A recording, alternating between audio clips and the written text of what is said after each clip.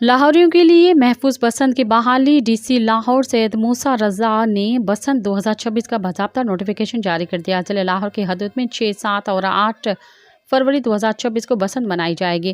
حکومت نے سخت شرائط حفاظتی اقدامات کے تحت پتنگ بازی کی مشروط اجازت دی۔ اس حوالے سے پتنگ اور ڈور مینوفیکچررز کے رجسٹریشن کے لیے اب ای بز ایپ اور آن لائن پورٹل فعال کر دیا گیا ہے۔ پتنگ بازی کا سامان فروخت کرنے کے لیے 1 تا 8 فروری 2026 کا وقت مقرر کیا گیا۔ چرخیاں بنانے اور بیچنے پر مکمل پابندی، ڈور صرف پنہ کی شکل میں ہوگی۔